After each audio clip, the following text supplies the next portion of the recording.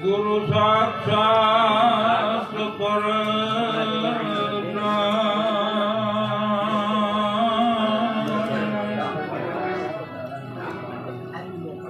तस्मै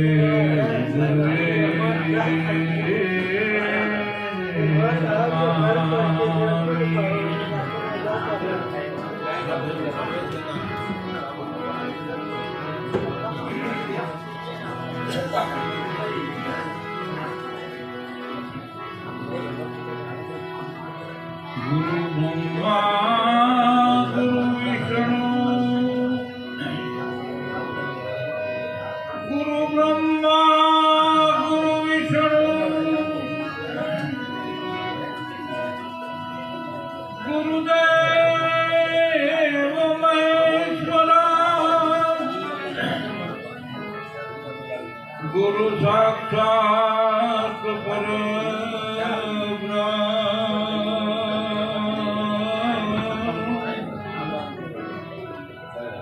तस्मै गुरुवे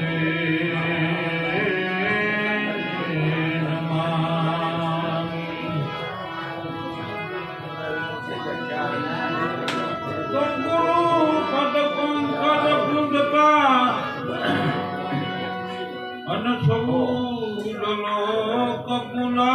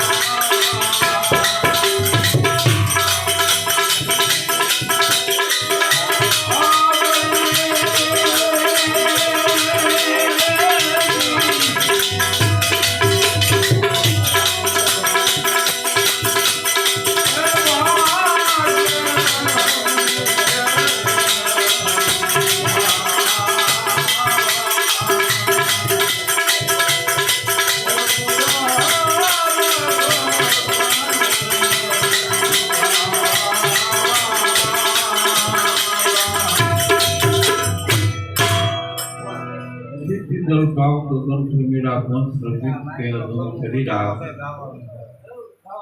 પાંચ ભૂતિયા દેહનું બંધારણ શું છે એમાં જ્યારે આપણે એમ કહીએ કે સ્વર્ગસ્થ લક્ષ્મીમાં એમનું મરણ થયું, એમનું મૃત્યુ થયું, તો હવે આમાં મળ્યું હું સીધી જલ પાવક ગગન સુમીરા પંચ રસિક કે અધમ શરીરા પાંચ ભૂતનો આ દેહ બંધાણો અને જેને આપણે મરણ કહીએ છીએ ત્યારે પવન તત્વ છે, પ્રાણ છે, એ પવન હારે સમાઈ જાય છે. આકાશનું તત્વ જે પોલાણ છે, પોલાણની હારે ભળી જાય છે. અગ્નિ તત્વ એમાં ભળી જાય છે. પાંચેય તત્વ છે એટલે પૃથ્વી તત્વ હોય તો એને આપણે અગ્નિદાન દઈએ અથવા તો જળ સમાધિ દઈએ તો મળ દ્વારે કોઈ જનાવર ખાય અને પૃથ્વી હારે ભળી જાય. અગ્નિદાન દઈએ તો રાખ છે એને ભળી જાય. અને આત્મા જેને કહીએ છીએ આપણે એ તો ગીતાજીમાં કૃષ્ણ ભગવાને કીધું અગ્નિનો બાળે જેને પવનનો સુખવે પાણીનો પલાળે. આત્મા તત્વ અમર છે અર્જુન, આવું કે ગીતામાં જ્ઞાન સમજાવે. હવે આત્મા છે એ મરતો નથી, એ જન્મતો નથી, કોઈનો દીકરો નથી, કોઈનો બાપ નથી, એ અમર પદ છે. તો હવે આપણે એમ કહીએ કે લક્ષ્મીમાનું મરણ થયું તો મરણ આમાં મળ્યું હું જેને આવવાનું થાય એને મરવાનું થાય. સૂર્ય ઉગે તો એને આથમવાનું થાય, ફૂલ ખીલે તો એને કરમાવાનું થાય. આવે છે એને જવાનું છે. અને આત્મા જેવું તત્વ એ તો કે અમર છે. પણ પરમાત્માને આ સૃષ્ટિની માથે દેહ ધારણ કરીને આ રસના રસવા માટે થઈને આવવાનું થયું. એટલે શિવ અને શક્તિનો સહારો લીધો, એટલે સજાતી વિધાતી. પણ દેહ આવે છે એટલે દેહને જવાનું થાય છે ગમે રીતે, એમ સંતોનું કહેવાનું છે. તો મનુષ્ય જેવો દેહ મળ્યો હોય તો ભૂતકાળ, ભવિષ્યકાળ અને વર્તમાન કાળ જે ત્રણ કાળ છે એમાં આના પહેલાનો જે આપણો અવતાર હતો એમાં કંઈક પુણ્ય હારા કર્યા હશે એટલે મને તમને મનુષ્યનો અવતાર મળ્યો છે. મનુષ્ય અવતાર એક મોક્ષનો દ્વાર છે. બીજા અવતાર 84 ની અંદર છે પણ બધા અવતાર બંધ છે. આપણા આંગણે ગાય હોય, બળદ હોય, ભેંસ હોય કે કોઈ પણ પશુ હોય એને કંઈક પુણ્ય કરવું હોય, પરમાત્માનું સ્મરણ કરવું હોય તો એ કરી શકે, એ ન કરી શકે. માણસ કરી શકે.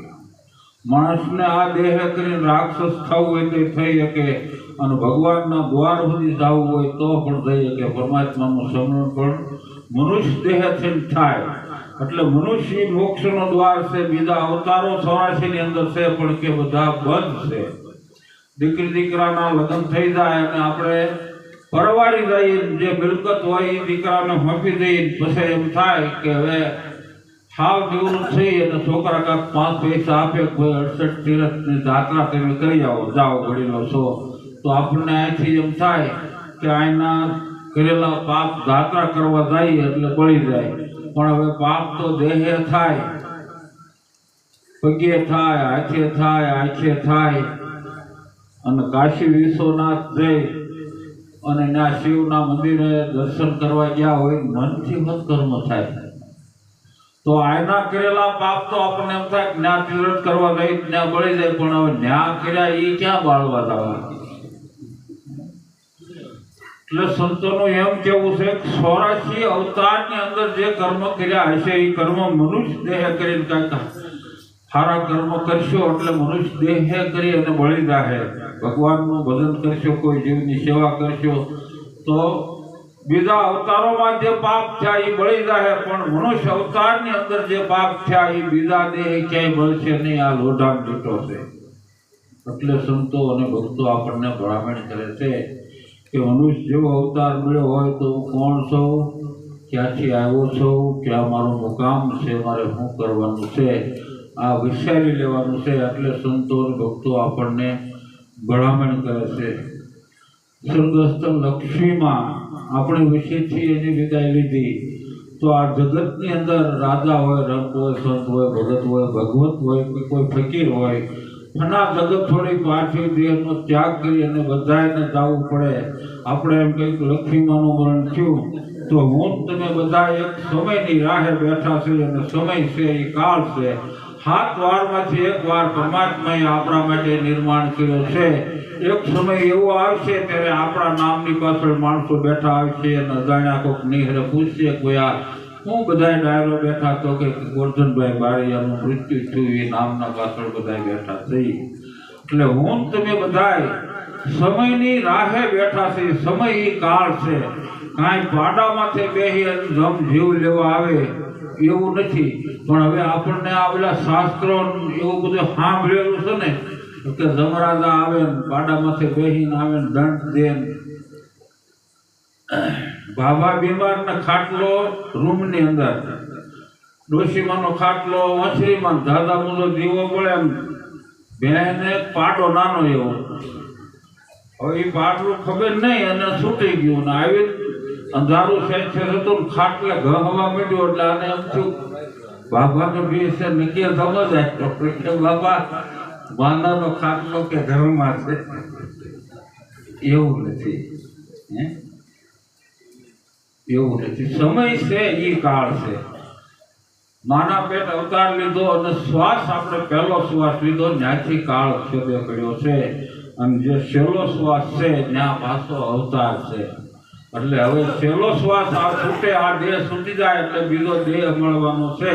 હવે એ મનુષ્ય દેહ આપણે મેળવવો કોઈ 4 પગારમાં ગમે ને અવતાર લેવો એ અત્યારે આપણા હાથમાં બાજી છે.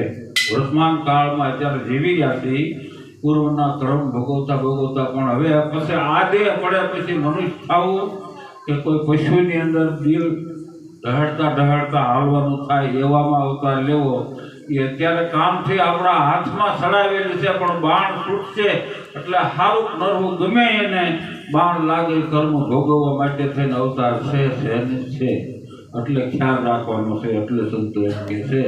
તો સ્વર્ગસ્થ લક્ષ્મીમાં એને 2 વાણીથી આપણે શ્રદ્ધાંજલિ આપીએ અને પછી સમય છે તો સત્સંગ આખ્યાન જે કરવું એ છે કરશું. પણ અત્યારે પહેલાં હું 2 ભજન ગાઈ નાખું એટલે બીજા ગવૈયાનો વારો આવે. બરાબર ને મતલબ?